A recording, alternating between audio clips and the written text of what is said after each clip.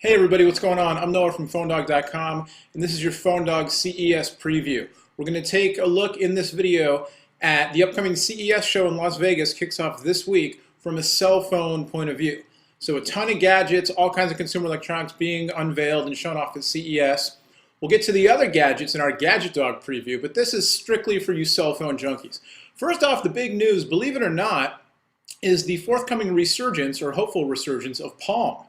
Palm, one-time innovators of PDAs, handhelds, trios, all that stuff, they've been kind of out of the smartphone race for a while. They had the Centro and the Trio Pro, but have lost a lot of ground as RIM and Apple and HTC, some of the other big cell phone makers have really taken off both in America and globally. But Palm is poised to make a comeback, and recent reports, even today, some leaks around the web, have the new Palm Nova operating system being touted as, quote, amazing. Right there's the quote, it's amazing.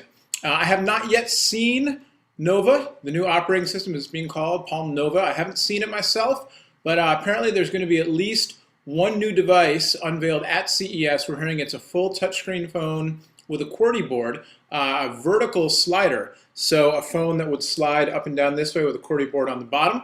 And it's going to be full touchscreen. It's going to run the new Palm OS, which is being codenamed, I don't know if it's the actual name or codenamed Nova. I think it might be the actual name. And this will be the first in a family of new Palm devices running the new operating system. And again, some reports from some of the tech blogs around the web say that the new people who claim to have gotten a sneak preview of Nova say it's really amazing. Full touchscreen, multimedia features, all that kind of stuff. Now, you know, the words new cell phone and amazing go hand in hand, and if I had a nickel for every time, we know how the saying goes.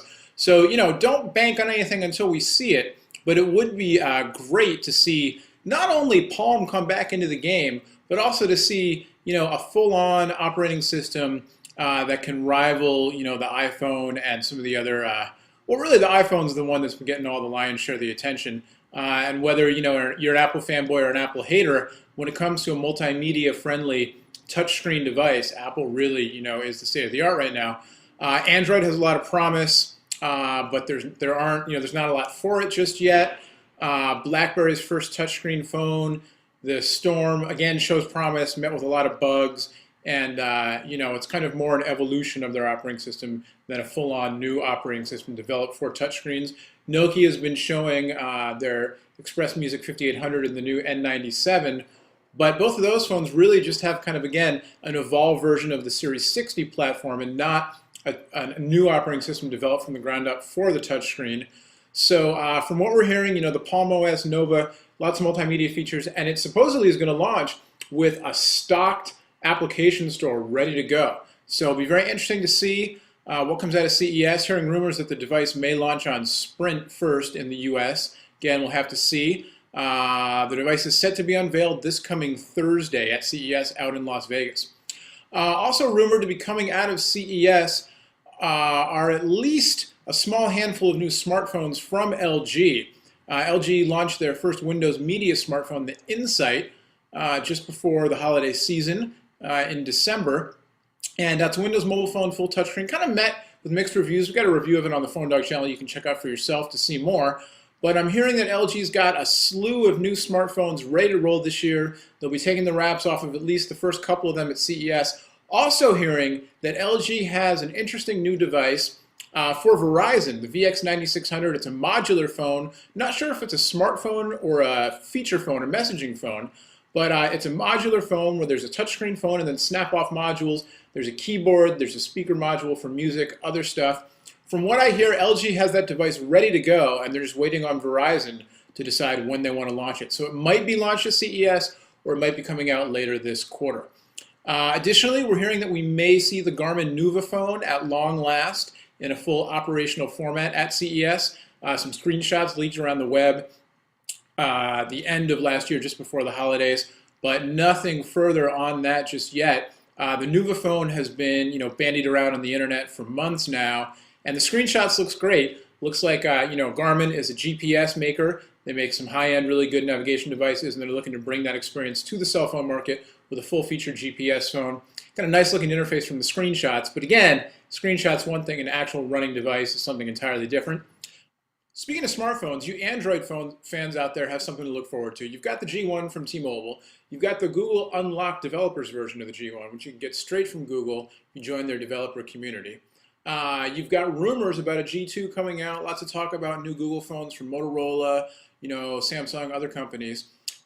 You've also now got an Australian upstart developer named Ruslan Kogan. I might be pronouncing that wrong. Ruslan, I'm not sure. But Kogan has got 2 Android phones coming out. They're taking pre-orders now. They're set to ship on January 29th. And on Kogan's blog over at kogan.com.au, he says he will be headed to CES and hopes to have a prototype with him of the Agora. I don't know if he's going to have the Agora or the Agora Pro. Basically, he's got 2 devices, Android ready. The Agora is touchscreen, GSM, 3G, $299 Australian dollars. The Agora Pro adds Wi-Fi, GPS, and a 2-megapixel camera to the mix, according if I got the stats right here, or the specs right, I'm sorry. $399 Australian. So I just went onto the site, priced out an order, including international delivery to myself here in California in the US. Comes out to just about $315 US for the Agora Pro. So your $400 Australian plus shipping comes out to about $460 Australian, converts down to about $313 and change US dollars. So, depending on how the device actually performs, it's got, it's shaped kind of like a BlackBerry or a Samsung Epix, Samsung Blackjack, that kind of phone. It's got a 2.5-inch touchscreen on top, a D-pad with soft keys in the middle, and then on the bottom a full QWERTY thumb board. If it works, if it runs Android, you've got Wi-Fi, GPS, 3G, camera running Android. Looks pretty sweet. Looking forward to checking that one out, and hopefully, again, Mr. Kogan will be at CES with a working prototype that will be shown off, to the press. And if it is, we'll get you images, we'll get you videos so you can check out the Kogan Agora or Agora Pro. Again, coming out at the end of January is the current ship date, $299 or $399 respectively Australian dollars. So check that out. Also some news from BlackBerry. So far as I know, BlackBerry will not be officially launching anything new at CES. Lots of talk about the BlackBerry Niagara, which is a CDMA version of the Bold, coming out soon to Sprint and or Verizon in the US. Also lots of talk about the Curve 2, the 8900, aka Javelin, finally making its US debut on T-Mobile and AT&T in the near future. But again, my sources tell me, and BlackBerry officially tells me, they won't be launching anything new at CES, so we'll just have to hang tight for the newest BlackBerries to drop in the US. So there you go. Oh, also, Sony Ericsson, lest we forget, Sony Ericsson will be launching some kind of new product, not exactly sure what. The Xperia X1 just finally released in the US late last year. Sony has said they will be launching an Android phone later on this year, and also hearing that further Xperia phones won't be manufactured by HTC. Oh, did I mention it looks like that new Palm phone is being made by HTC from the latest we've heard, so that's good news. HTC knows what they're doing. Anyway, Sony Ericsson, so I wouldn't expect an Android phone or an Xperia device, but we're being told by Sony they will be launching some new product at CES, so stay tuned for that. And of course, Nokia always has a big presence at CES. No word on what Nokia might be launching. We do know that Express Music 5800 Tube with US banded 3G has cleared FCC, so maybe we'll see that at CES. That'd be a nice little treat. Anyway, whatever comes out of CES, we'll be bringing it to you on PhoneDog.com. We'll have people out there in Vegas. Joni will be out there doing her thing, getting you all the latest news, hands-on experiences. We'll all be here in San Francisco checking out Macworld, whatever comes out of Macworld. So between the two of us, we'll get you all you need to know about all the new phones coming out, CES, Macworld, and this is just the warm-up, Mobile World Congress in Barcelona in a month.